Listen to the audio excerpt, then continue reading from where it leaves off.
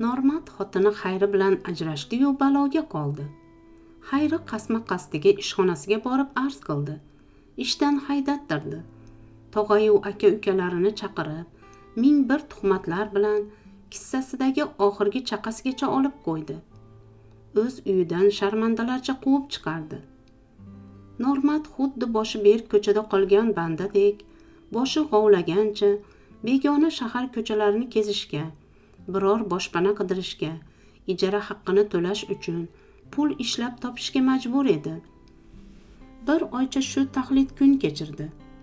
Mardikor bozorda ham ish hadeganda topilavermas, ba'zida quruq qo'l bilan qolib ketishiga to'g'ri kelardi.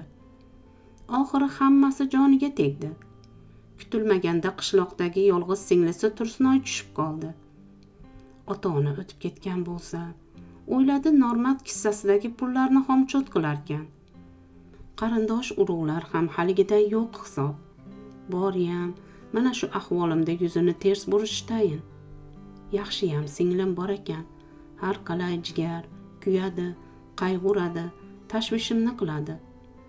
Agar mana bunaqangi holatda qolganimni eshitsa, yig'layverib pishib qolsa kerak. Ha, singlimnikiga boraman.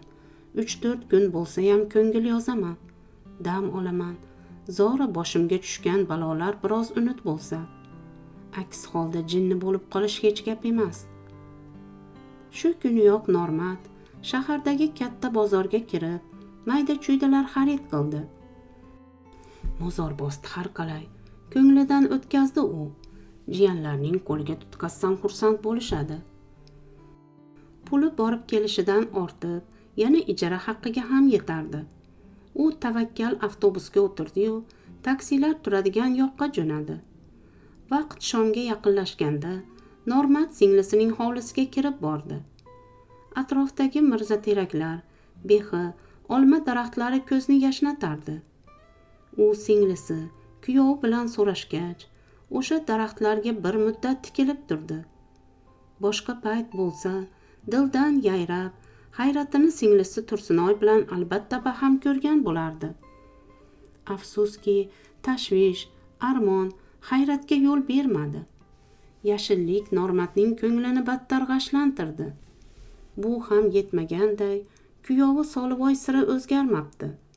Yov qarashi, gumonli savollar berishi qolmabdi. Bu ham Normatning dardiga dard qo'shib og'ir xo'rsindi-yu, darvozaxonadagi temir karavotga cho'kdi. Shu topda singlisi ichkariga joy to'shayotganmi, ahyon-ahyonda eri bilan pichirlashgani qulog'iga chalinib qolardi. Singlimning omadi bor ekan, ko'nglidan o'tkazdi Normat bosh qashib. Sovuqqon bo'lsa ham, kuyov uyim joyim deydi. Asosiysi ham shuda. Qaniydi meni ham shunday hovlim, hurmatimni joyiga qo'yadigan oilam bo'lsa. Do'ppini osmonga otib yashardim albatta. Afsus. Aka, ichkariga kira qolaylik. Singlisi ichkaridan chiqib kelib xayolini bo'ldi. Normat xuddi askar kabi dast o'rnidan turdi-yu, asta ichkari uy tomon odimladi. Solivoy allaqachon dasturxon qarshisida o'tirar, 2 farzandini navbatma-navbat erkalatardi. Shundagina Normatning yodiga shaharda olgan mayda-chuydalar tushdi. Singlim, jiyanlarga boyagi qand kurslarini bersangchi, dedi asta kuyovining ro'parasiga cho'karkan. Xursand bo'lishadi-da, atayin oluvdim. Keyin yeyishar, dedi eriga o'g'rincha qarab olib Tursunoy. Siz haligiday to'rga o'tmadingiz-da. To'rda nima qilaman? Dedi Normat Solivoyning qilig'i asabiga tega boshlaganidan qovoq uyib. Mana shu yer ham teshib chiqmaydi. Aka, nihoyat qizchasini bir chetga yotqizib tilga kirdi Solivoy. Ko'pga keldingizmi? Nimaydi? So'radi Normat, kuyovga jahd aralashdik boqib. Tinchlikmi? Yo'q, tinchlik, dedi Solivoy kalovlanib.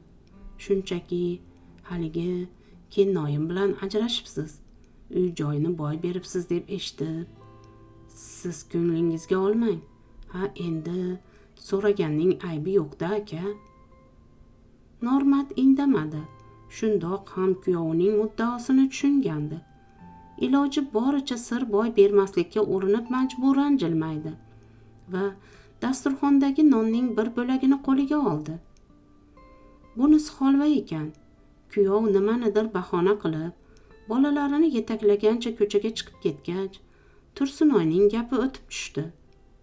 Aka, meni yomon ko'rmang-ku. Har galgidek ko'zida yosh g'iltillab gap boshladi singlisi. Erimning fe'lini bilasiz. Uyingiz buzilganini eshitgandanoq meni sizdan qizg'ona boshladi. Bu yerda ko'p qolasiz deb o'ylab, joni chiqquday bo'lyapti. Nima qilay?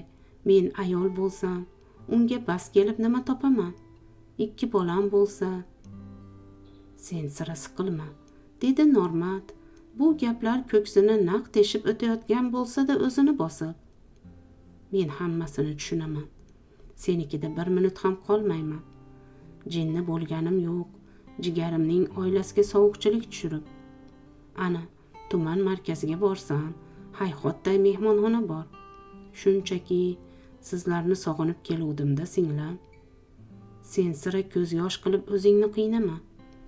Bo'pti, yaxshi o'tiringlar. Yaxshi kunlarda ko'rishaylik iloyim. Tursunoy ortiq bir so'z demadi. Normatni tashqarigacha kuzatdi-yu, darhol o'zini ichkariga oldi. Normat katta yo'l bo'ylab ketib borardi-yu, deyarli hech narsani idrok eta olmasdi. Quloqlari ostida faqat bir so'z. Singlisining "Erim meni sizdan qizg'ona boshladi" degan birgina gapi jaranglardi.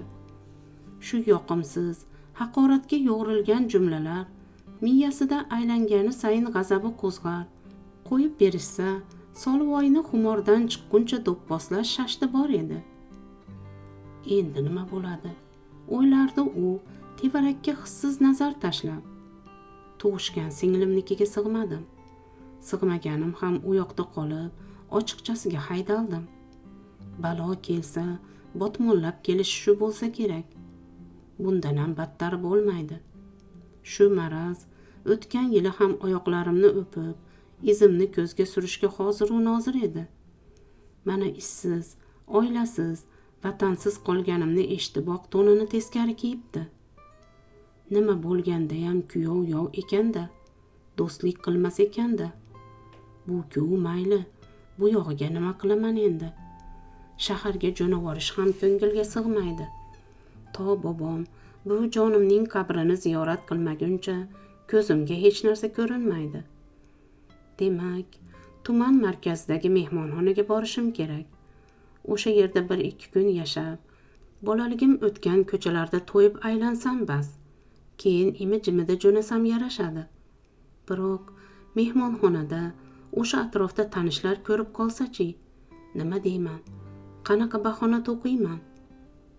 To'xta, Manzuranikiga borsam-chi, u ham erining gapiga kirib haydab solarmikan yo? Yo'q, unday qilishi. Darvoqe, Manzura o'gay singil-ku menga. Otasi boshqa bo'lsa, tug'ishganim nima qildi-yu, o'gay nima qilardi? Achinarmidi?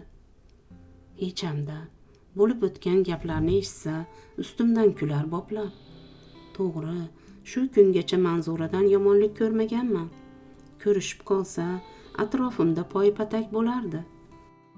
Yomonimni yashirib, yaxshimni oshirardi. Ammo otasi o'z ta'siriga tushirib olgan bo'lsa-chi, xuddi o'gay otam kabi menga o'qraysa-chi, to'ng'illab bersa-chi. Yo'q, nima bo'lganda ham bir bosh suqib o'ta qolaman. Vaziyatga qarayman. Sal qaltisligini sezsam, yaxshilikchasiga obro'yim borida jo'nab qolaman. Ana unda mehmonxonadan bo'lak ilinj qolmaydi. Normat tanish ko'cha ro'parasiga yetganda, tavakkal o'sha tarafga burildi.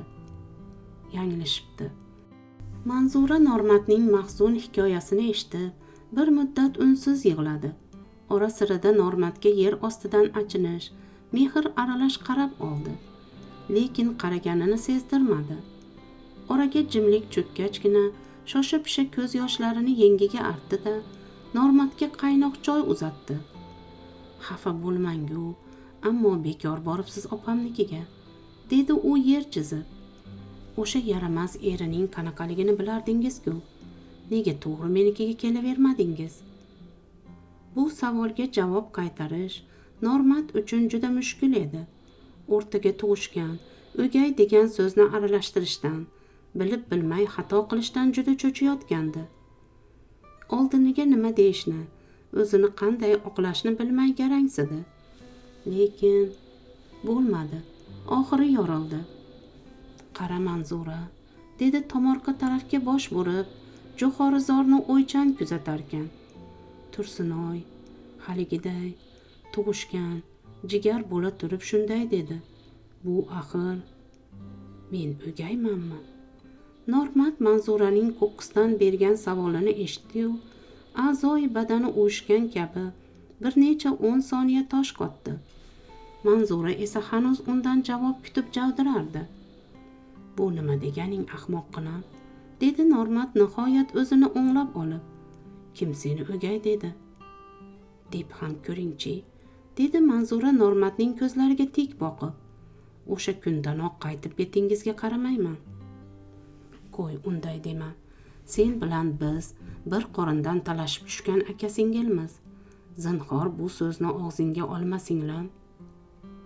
Aka, boshingizga shuncha tashvish tushibdi. Endi hech bo'lmasa bir hafta dam oling. Asablaringizga ham dam bering. Oti o'chsin unaqalarning. Mana, uyimning to'ri sizniki. Ketguningizcha o'zingiz yoqtirgan ovqatlarni pishirib beraman. Sizday akamni mehmon qila olmasam, nima qilib yuribman bu dunyoda yashab? Xo'sh, qolasizmi? Normat o'gay singlisining so'nggi so'zlarini eshitdi. Xuddi jonsiz murda kabi qotib qolgandi. Yo'q, shu topda faqat jismigina qimirlashdan, harakatlanishdan mosuvo edi. Qalbi esa yum-yum yig'lardi. Ko'z o'ngida sobiq xotini, u ayttirib kelgan qarindoshlarning haqoratga qorishiq gaplari, beo'xshov qiliqlari, kamsitilishlar, bosh egishlar, yakkayu yolg'iz singlim deb yurgan jigari Tursunoyning yer chizgancha tilga ko'chirgan so'zlari marjondek tizilgani sayin xo'rligi kelar, dunyoni boshiga ko'tarib dod solishdan bazo'r tiyilardi. Normat beixtiyor ko'zlari jiqqa yoshga to'lgan ko'y Manzuraga yaqinlashdi-yu, asta yelkasidan quchdi va titroq aralash shivirladi. Jinnivoy, sen menga o'gay emassan. Bizlarning oramizda o'gay yo'q. O'gaylikning oti o'chsin jon singlim. Men hammalaringizni yaxshi ko'raman. Sizlarning borligingizga shukr qilaman. Iloyim o'zimning Manzura singlimga ko'z tegmasin. Hikoya tugadi. E'tiboringiz uchun rahmat.